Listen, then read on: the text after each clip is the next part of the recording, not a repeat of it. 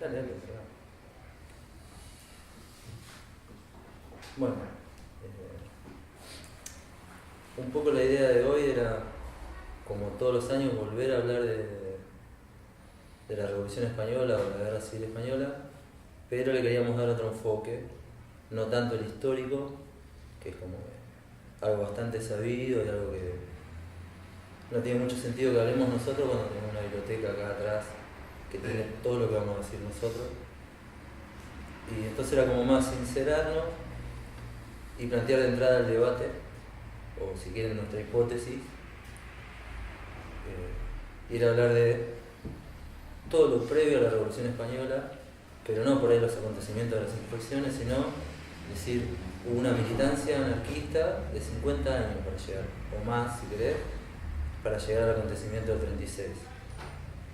Y usando un poco el dato histórico, lo que queríamos plantearnos hoy era ¿dónde estamos parados nosotros hoy? Hoy cuando nosotros decimos o publicamos nuestros textos proyectualidad, estamos hablando de lo que decían los compañeros. Nosotros hoy podemos pensar en un proyecto a 20, 30 años.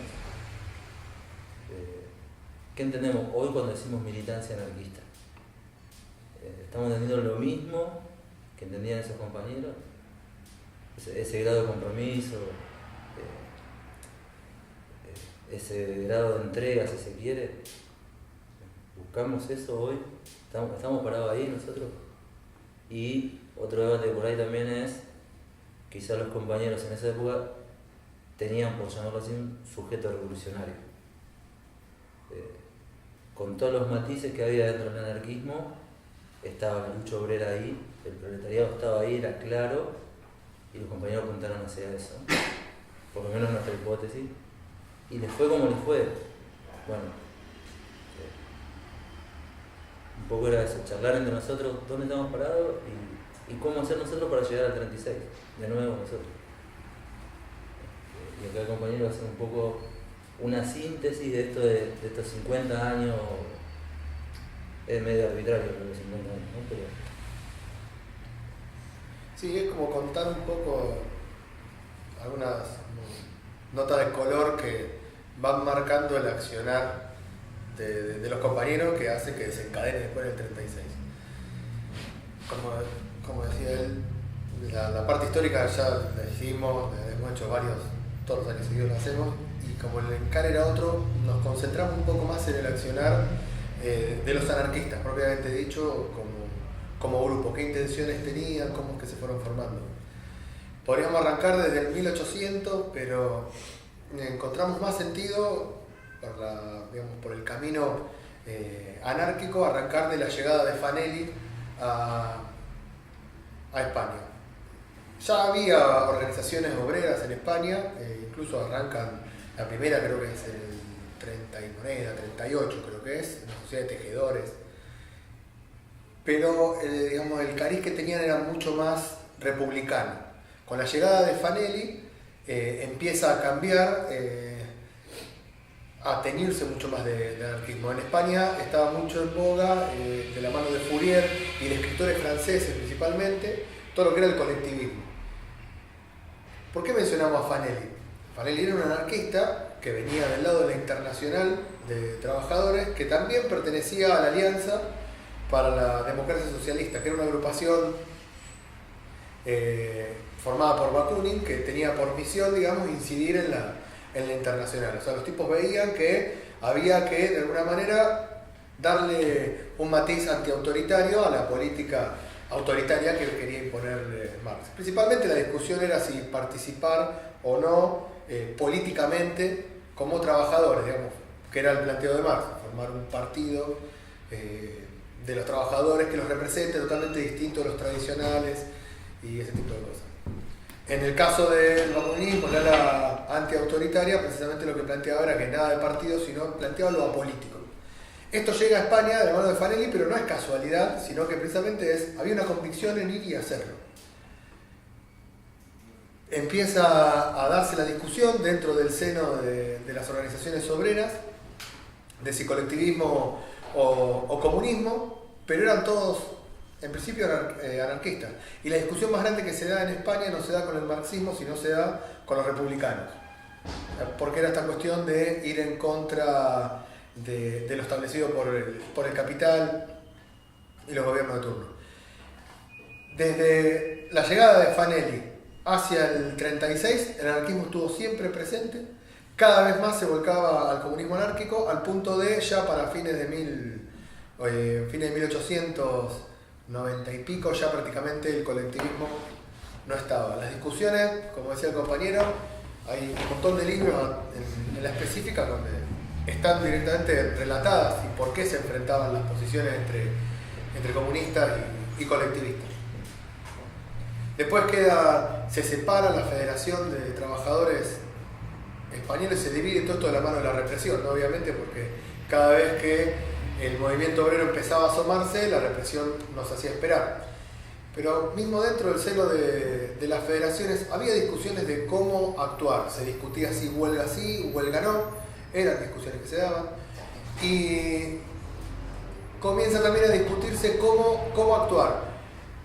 Si hacer propaganda por el hecho o únicamente hacer lo que ellos llamaban propaganda científica. Terrible nombre. Propaganda científica era precisamente la que llegaba por parte de los folletos o incluso la palabra, pero era como, imagínense, todo esto embebido de un positivismo típico de fines de 1800, por eso se le decía científica, era porque estaba demostrada, ¿no? Argumentada que podía funcionar. A lo que en realidad llegan a la conclusión de que cualquier forma que sea necesaria para apurar la revolución es válida. Y se da por un largo periodo en el cual prohíben las centrales de trabajadores, entonces se acciona fuera de la ley. Fuera de la ley esto significa en realidad seguir haciendo publicaciones que por lo general llegan a sacar 2 o 3 números, caía la policía, se suspendían y sacaban publicaciones por otro lado. O sea, nunca cortaban. Le cambiaban el nombre y seguían en otro lado. O sea, el accionar era continuo. Más seguido, menos seguido, pero era continuo. Para fines, como decía antes, del 1800 ya se separa la Federación Regional de Trabajadores de la región española, perdón, y se separa en dos.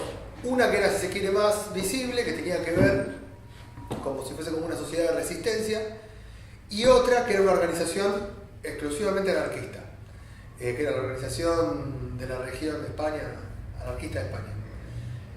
O sea, ya surge una organización pura y exclusivamente anarquista, para nuclear a todos los grupos que ya en su mayoría eran anarcocomunistas, que hacían ediciones o llevaban adelante acciones. Para 1907, por ahí, surge otra vez con fuerza Solidaridad Obrera, sobre todo en Cataluña, en contraposición a Solidaridad Catalana, que termina siendo de un partido, pero es lo que le empieza a dar comienzo o forma a la CNT, que aparece después en 1910. Ya en 1911 prohíben a la CNT. Todo esto no frena el accionar de los grupos anarquistas que se siguen organizando, que entre ellos discuten qué sentido se le da a la CNT, por qué meterse en la CNT, qué hacer con la CNT. E incluso ellos mismos cuentan, de cada 20, 19 éramos anarquistas, pero no reivindican como finalidad el comunismo anárquico, porque era una organización para los trabajadores. Ahora, la moral, la ética era anarquista, la forma de moverse era anarquista. Empiezan a aparecer en las diferentes federaciones locales o comarcales grupos de autodefensa que eran grupos sí específicos anarquistas. Así aparecen, por ejemplo, los justicieros, Vía Libre. Eran todos grupos que precisamente estaban para defender al sindicato, pero eran como el fusible. En el peor de los casos, el sindicato no habían sido este grupo de aventureros. Esto está documentado así, por ejemplo, en el libro de Gómez Casas de la FAI. Sobre todo esto se recrudece con los pistoleros a partir de 1920, donde se forma el sindicato, los sindicatos libres, que eran en realidad sindicatos patronales, y era un rejunte de pistoleros, muchos que venían de exiliados de Alemania, que en realidad eran importados a propósito, que eran oficiales del ejército alemanes y que eran tipos que tenían entrenamiento militar, obviamente, que le ponían fierro en la mano y salían a cazar trabajadores. Ahí aparecen grupos, como por ejemplo, como decía, de los justicieros, que después muta en los solidarios, y así aparecen infinidad de grupos. Como que cada sección de la CNT tenía su grupo de autodefensa. Todos estos grupos conforman una federación, que es como si fuese el puntapié o la prendida de mecha de lo que después en el 27 termina siendo la FARC. Todos los años hay represión, más o menos cruenta, todos los años los compañeros responden. Y en el seno del mismo movimiento anarquista se daban todas las discusiones que han llegado hasta nosotros. Se dio la discusión de la plataforma, se dio la discusión del anarcosindicalismo, sindicalismo, comunismo, como ya había dicho antes, se dio la discusión del colectivismo, pero siempre era tendiente a tensar la relación más con el Estado, con el capital y avanzar. Siempre avanzar, siempre, o sea, prepararse. A punto tal que los tipos, por ejemplo, cambiaron la forma que tenían de hacer propaganda antimilitarista, donde veían que muchos soldados se iban del ejército, desertaban y tenían que expatriarse, o sea, tenían que irse principalmente a Francia, y los tipos cambian esa visión y dicen, bueno, no, empecemos a hacer propaganda dentro del ejército hasta los suboficiales. Entonces cuando nosotros pensamos en el 36, ¿cómo es que resisten tanto los tipos? Porque habían formado gente que conocía de armas, gente que conocía de tácticas militares, porque se habían metido adentro. O sea, el accionar de los anarquistas estuvo en todos los aspectos que se pueden ver en la vida de una sociedad. Para finales de 1900 los tipos veían, por ejemplo, que lo que era el mundo del arte, de la cultura, era de una tendencia libertaria muy grande. Incluso venían obviamente de la aristocracia, de la burguesía, pero era toda gente que decía, este mundo rebelde que se está mostrando, le simpatizaba. Entonces los tipos la vieron por ese lado y empiezan a cambiar, por ejemplo, su propaganda y apuntarla a las universidades.